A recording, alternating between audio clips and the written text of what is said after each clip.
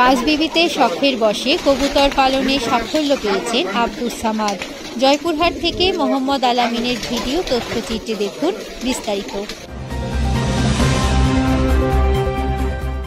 হাঁস, মুরগি, ছাগল কিংবা গবাদি পশু পালন করে ব্যাপক সাফল্য অর্জনের কথা অনেক শোনা যায়, তবে কবুতর পালন করে অর্থনৈতিকভাবে সফলতা অর্জন খুব একটা শোনা না গেলেও প্রত্যন্ত অঞ্চলের আব্দুস সামাদ আজাদ এই সাফল্য অর্জন করে দেখিয়েছেন। আব্দুস সামাদ জয়পুরহাট জেলার পাঁচবিবি উপজেলার বারকান্দ্রি গ্রামের মৃত কাজেম উদ্দিনের ছেলে। এলাকায় তিনি কবুতর প্রেমী নামেও বেশ পরিচিত। তথ্য প্রযুক্তিকে কাজে লাগিয়ে নিজ বাড়িতে গড়ে তুলেছে কবুতরের খামারটি।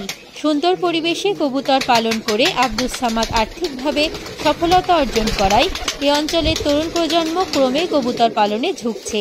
আলাদা আলাদা খাঁচায় উন্নত জাতের রং বেরঙের দেশি বিদেশি কবুতরের মধ্যে হিলবাক, সিরাজি, নরেশ, পোপার, ফুটার, বসিয়ানি, ট্যামলার, হলুদ, শিখর ক্যারিয়ার, হোমা সাদা, শৌকিং লাল, শৌকিং সাদা, মুন্ডিয়ান চকলেট, টেইল মার্ক হলুদ, টেইল মার্ক কালো, বোখারা, শার্টিন, কাগজি, রিবাস, টেগোরোলা হলুদ, মুখী জ্যাকোবিন, ক্রিমবার সহ নানা রঙের বিভিন্ন জাতের প্রায় 150 জোড়া কবুতর রয়েছে এই খামারটিতে।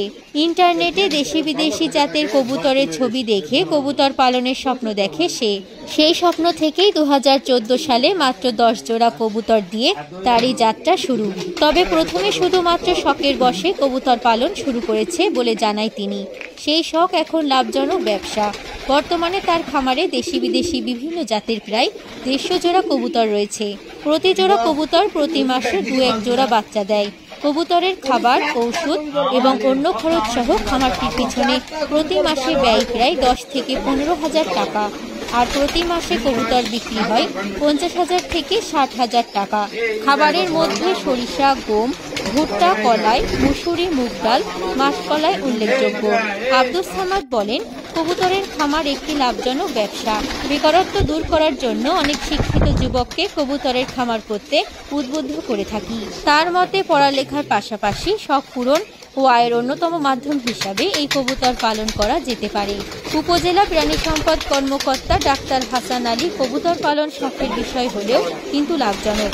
তিনি আরও বলেন, উপজেলা প্রাণী সম্পদ কর্মকর্তা ডাক্তার হাসান আলী বলেন, কবুতর পালন শখের বিষয় হলেও কিন্তু লাভজনক। তিনি আরও বলেন, শিক্ষিত বেকার যুবক যুবতীরা চাকরির আশায় বসে না থেকে ছোট বড় ফার্ম করে বিভিন্ন পশু লালন পালন করা উচিত।